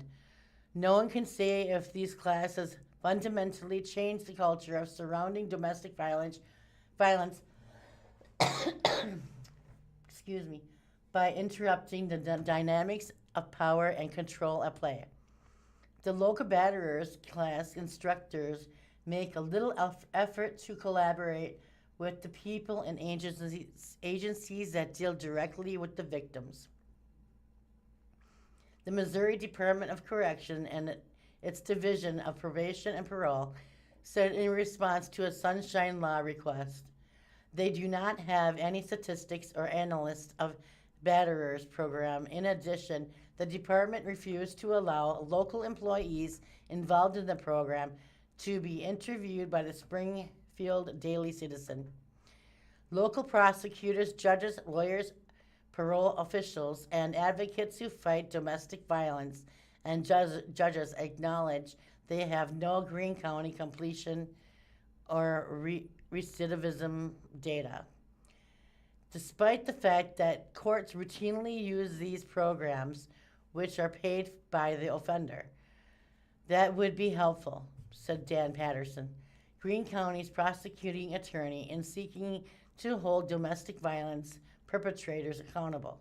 Patterson said, I have to look at the tools I have in the toolbox. Batterers class are one of the tools. Systems not designed for victims can be difficult for them to endure. The lack of accountability for measuring the effectiveness and the impact of this common sentencing tool is part of our innocent until proven guilty system that can be difficult for victims to understand or endure. This system is designed to make it hard to get a conviction against someone because that protects us all from abuse of government power. It was not primarily designed to make it easier on the victim or the survivor, said Greene County Prosecutor Emily Shook, who heads the Domestic Violence Unit. The third part of a four-part investigation series, The Daily Citizen explores some of the shortcomings of a justice system where the process is often slow and deliberate rather than delivering swift and certain consequences for domestic violence perpetrators. The Daily Citizen found laws that are challenging for prosecutors to navigate. Interpreting the facts of the case and state law, the most frequent charge filed by the local prosecutors in domestic assault cases is a misdemeanor. The least serious of four potential domestic assault charges. Some survivors and advocates say they reinforce the belief of the abusers that the conflict was never a big deal in the first place. Penalties are often light. For example, for a misdemeanor, cases from 2022 tracked by the Daily Citizen and resolved as of May 26, about 40% of the convictions resulted in a suspended execution of sentence, meaning the abuser does not go to jail if they abide by the probation rules. Too often the system, including the use of orders of protection and the electronic monitoring of perpetrators released on bond, cannot keep victims safe from the abusers and sometimes has deadly consequences. A prime example of a crack in the system is often prescribed batterers intervention program, which has been governed since 2015 by the Missouri Department of Corrections Division of Probation and Parole. No tracking, no cooperation from the state agency that oversees batterers program.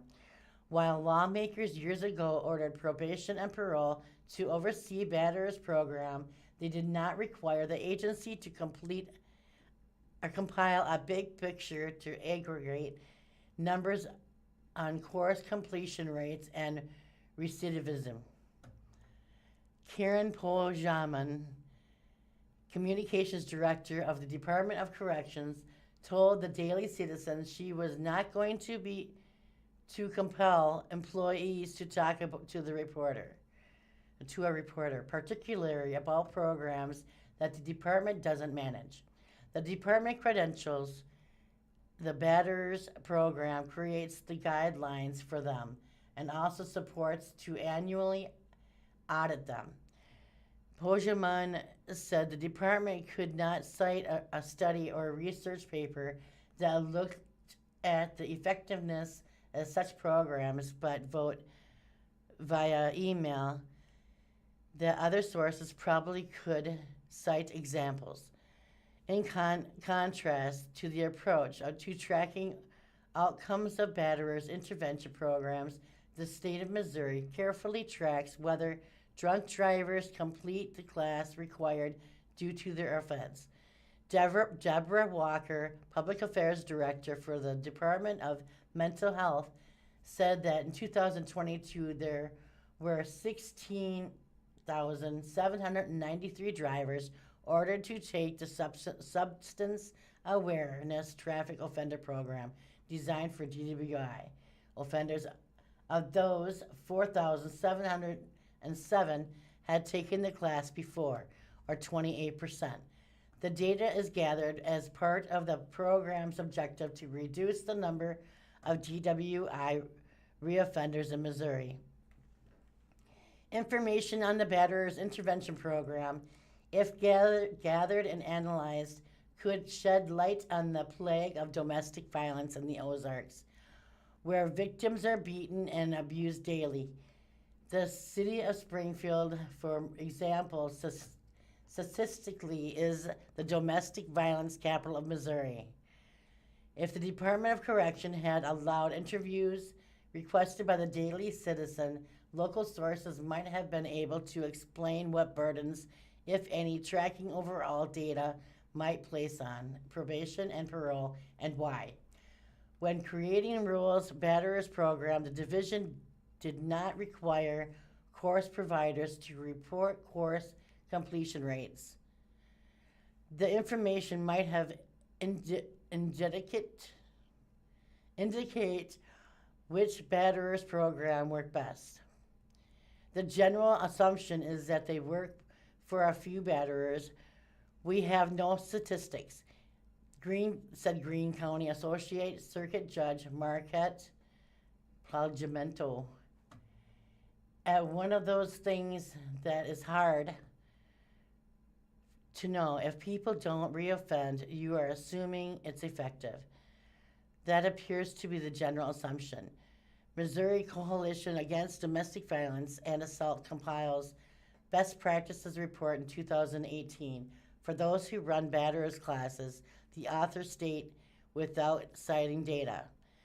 The limited information resulting from research and practice in the batterer intervention demonstrates that, in general, completing the batterer intervention is related to a reduction in domestic violence and other arrests.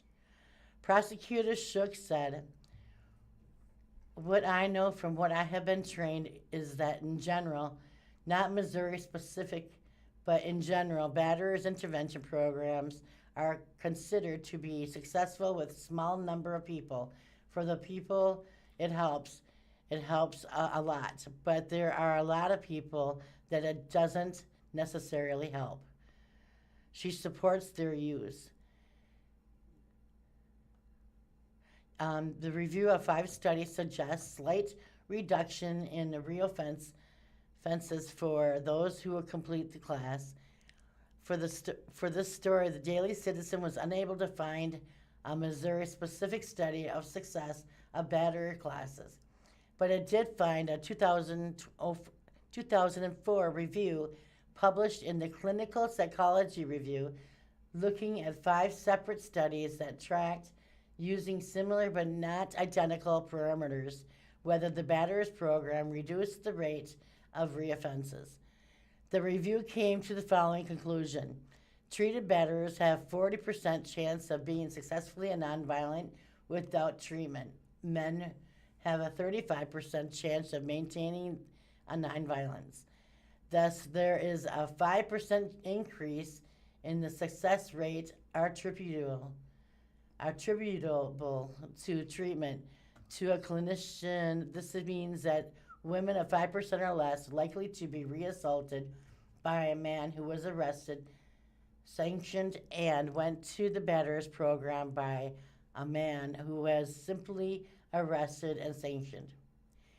California auditor found systemic failures in tracking those who attend batterers classes. The California state auditor studied batterers class in 5 counties, including Los Angeles, and came to the conclusion they are deeply flawed according to October 22 Associated Press story. Nearly half of California domestic violence offenders failed to complete the required program designed to prevent future assaults, and judges failed to impose new sanctions almost every time.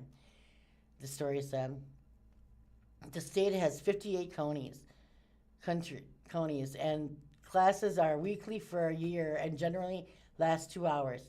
The story continued. California auditors found that nearly half did not complete them. County probation departments did not report more than half the violations to the court, and the courts did not impose any additional punishments to enforce the requirement in 90% of their cases where judges were told of the violations. As a result of the auditors' called long-running system failures, the requirements had limited impact in reducing domestic violence. Acting California State Auditor Michael Tilden said, authors found in tracking a sample of 100 offenders, nearly 2/3 of the program dropouts went on to commit new domestic violence or other abuse-related crimes. By contrast, of 20% of the offenders who completed the program committed new crimes. The completion rate of 63% for local class Daily Citizen request was first time he'd been asked for numbers. Counselor Austin Boone, in his ninth year in teaching batterers class, on April 24th, 2 Daily Citizen reporters and a photographer attended the session where 5 men were in the class. Booth's program is called Stop Domestic Violence. Boone provided the Daily Citizen with data back to 2015. He has had 449 men attend, and 63% successfully completed the 26-week class, and 37% did not. In Missouri, these classes must be at least 26 weeks. Once a week, a minimum of 90 minutes. They have to be segregated by gender. The batterer class is exclusively funded by the batterers themselves. The operator are independent contractors. Boone, for example, receives $25 from each participant per class. Boone said he does not know how many of those 449 men who attended his class has reoffended. He also said the Daily Citizen was the first to ever ask for data on completion rates. When the participant fails or drops out the batterer's class, those who lead the class report it to the probation and parole, which then should notify the sentencing judge, who might then send the offender to jail or prison. Mark Powell, who was a Greene County Associate Circuit Judge when interviewed for this story, but subsequently has retired, said that he is informed when this happens. Yes, absolutely. That is a violation of probation. Does it result in the defendant going to prison? Maybe. As a condition of probation, which is common in the cases, the judge should be notified. Judge Palmento said the prosecutor also will file a motion to revoke the defendant's probation, depending on the case and how the defendant is doing otherwise with probation. The judge could revoke the defendant's probation and execute the jail sentence, or judge could continue the probation or reset the probation violations and extend the time allowed for the defendant to complete the class, Palmento said. Better communication skill is not the ultimate goal for batterers classes. Counselor Dean Miller, for years, he has offered batterer classes for men and women. His program is called 180 Degree. He said that only once before he been asked for data on completion rates. He recalls that it was not probation and parole asking, but might have been someone working on a doctoral dissertation. Although Miller said he would try to compile completion rare data for the Daily Citizen, he had not by the time the story was published, and under no apparent requirement to do so. He did not respond to follow-up attempts to reach him. Terry Perry is an executive director for the Community Alternative Sentencing Program. The nonprofit was created in 1995 by Greene County judges and others to oversee defendants sentenced to community service.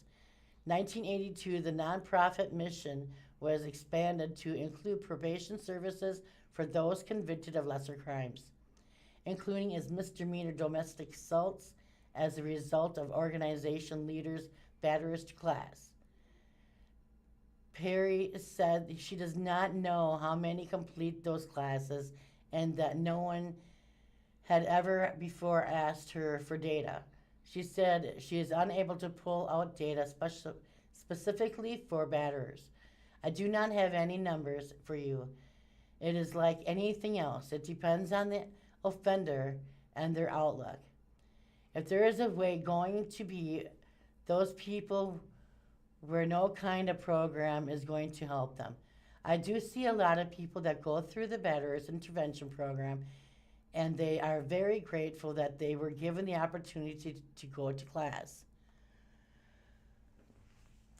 A lot of them say that they would offer this class to everybody coming out of high school just to help them in a relationship.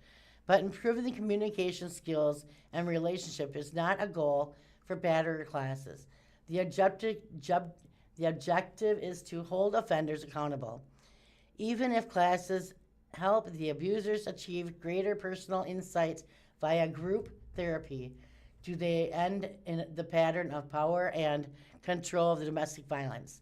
What are you talking about? It's a life learned and practiced behavior on behalf of the offender, Prosecutor Patterson said. So an 8-week or a 12-week class is not going to fix that. There has to be a constant message that this is wrong and this is not acceptable, and can be through monitoring and be through going to jail. It can be through going to prison or being on probation. Programs that focus on anger won't work for batterers. Jamie Willis, director of Greene County Family Justice Center, and batterers classes of little or no help, for the focus is on treating the abuser's anger issues. The Division of Probation and Parole has guidelines for curricula. The classes may include behavior modification, anger management techniques, but anger management cannot be taught as a root cause of domestic violence. Domestic violence is a demonstrated cycle of violence where there are multiple tactics and control power that are held together by violence, Willis said. These people are not angry. This is a control tactic, Willis said. This is not losing your cool in the heat of an argument, Shook added. And that's one of the reasons why when you look at the batterers intervention programs, they're not distant from marriage counseling or couples counseling. In fact, couples counseling is highly discouraged in abuse situation because of couples therapy. The goal is to help these two people relate better to one another. That is not the problem in abuse dynamic, Shook said. The problem is that the abuser wants to control the victim. The special investigation report includes the far-reaching and indigenous nature of domestic abuse in our community. Living in Fear is being presented in 4 parts over the next 2 months. Springfield couple sharing Route 66 artwork for Centennial Kickoff. You probably know Randy Bacon best for his portraits. Intimate pictures that focus in on the subject's face, often in black and white, capturing their emotions and sense of who they are. He's trying something different with his newest exhibit, produced alongside his wife, Heidi Herman Bacon, 2 Voices on Road, featuring 37 black and white photographs and 18 mixed media works. The exhibit captures the essence of history and places along Route 66 with portraits just as evocative as those in Bacon's 8 Billion Ones project. No longer just the backdrop in family vacation photos, Bacon's work puts iconic signs and desolate service stations in the forefront. I think from the perspective of the life, there are still forms here that naturally ties to my love of portraits, said Bacon, who has been photographing Route 66 for the past 30 years. Literally, even from the early days, I've approached it from that angle, where it's the life in it and not just the structures that have fallen apart. The first picture that Randy Bacon has in his display is a car prepares to turn at a junction in Marshfield. In this photograph, Randy says the photograph is of two voices on the road. And what it has is it has several road signs, but a truck that is in the middle of it, and all the road signs are pointing in different directions. Herman Baker's pieces also explore an entity that is always present on Route 66, but not always at the forefront of stories. Women along the Mother Road, who often were the unseen backbone of the diners, motels, and service stations. Her mixed media pieces use vintage handkerchiefs from her mother's collection, and they are overlaid on photographs of buildings and signs. The first such picture shows a handkerchief that has a blue border with roses on it, and it is overlaid over a sign that says, "The Two Voices of the Road." My focus was on the feminine aspect of Route 66 and how it's such a car culture, but there were females behind the scene, working for the gas stations, keeping things nice, keeping clean with flowers and such. When I thought about what I would use with my photos, it was vintage handkerchiefs, because in 1926, more than likely, every lady had a handkerchief in her bag. This exhibit features photos dating back to 1989, Bacon said, and is the first collaboration shown between the two. Some photos are from a recent trip down Route 66, with Herman Baker offering different views on the same subject. "The road is inspiring for both of us, just in different ways," she said. The exhibition will go up April 28th at C. Hart Gallery at 212 East Commercial Street, with a special evening from 5 to 8 p.m. May 1st. There is no admission fee. However, Two Voices, One Road isn't the only art focusing on the Mother Road you can check out during the Route 66 Centennial Kickoff. There is a lot of art history exhibits to visit, as well as a movie premiere. That will be held from 10 a.m. to 5 p.m. Wednesday through Saturday, 1 to 5 p.m. on Sunday. That will be at the History Museum on the Square at 154 Park Central Square.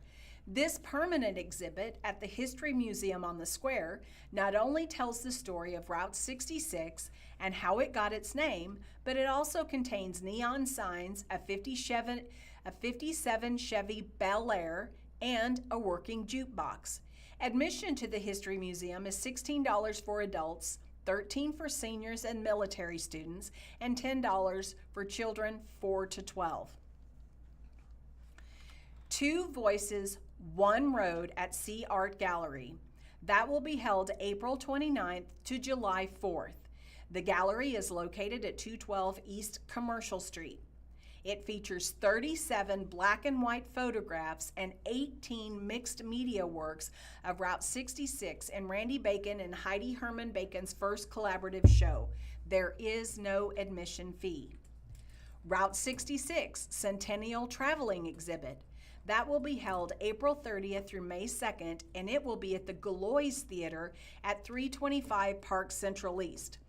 Learn about how the women of Route 66 with this traveling pop-up exhibit based on the film series Route 66, The Untold Story of Women on the Mother Road. The exhibit will feature immersive storytelling, historic artifacts, and art, as well as family-friendly activity. Admission is free.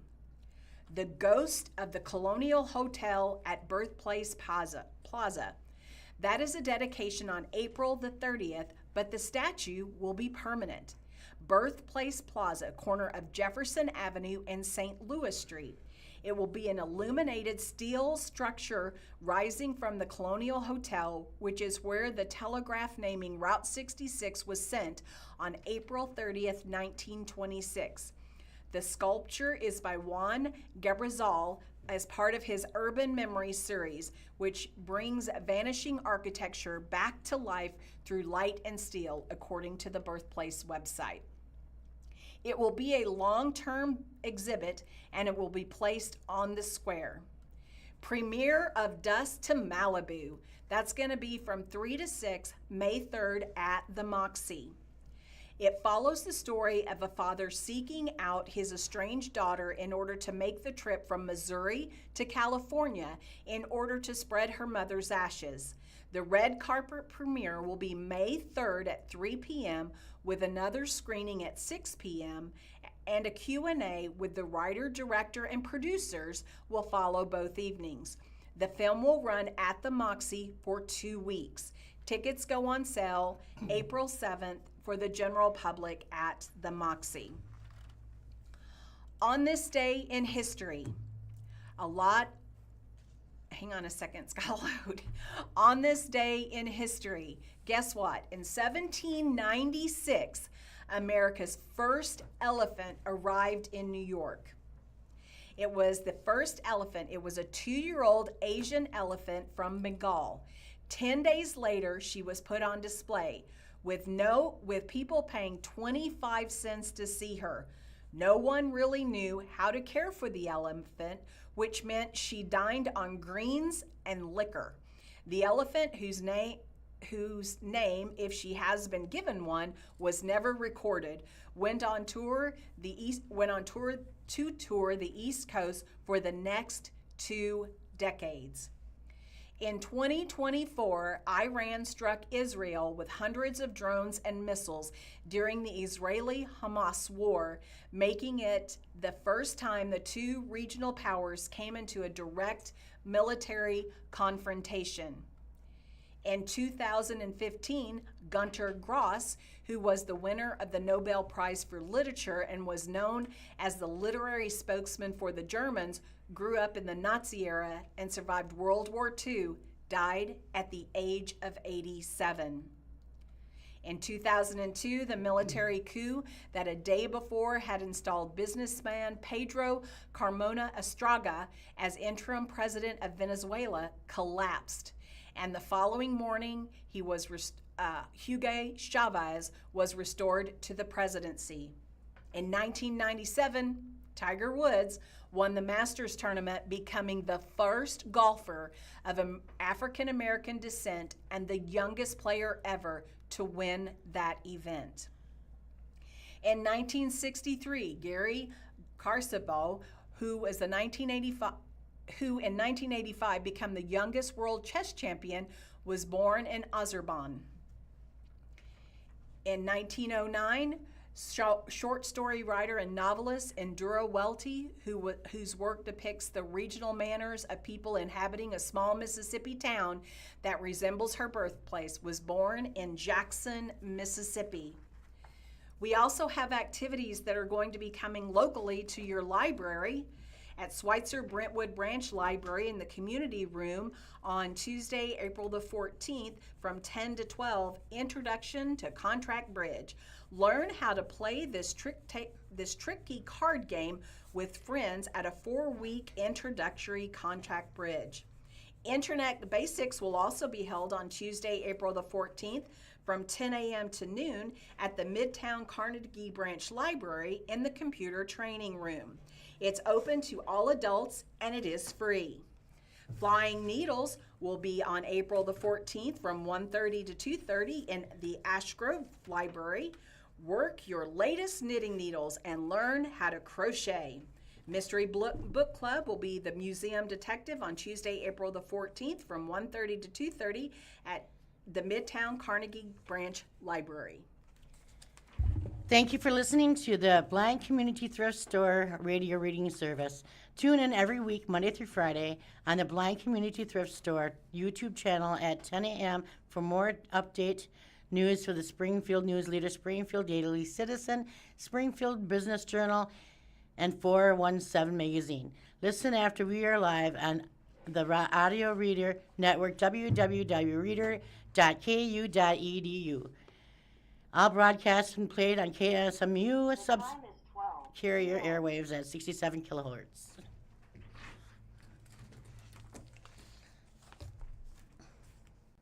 Close.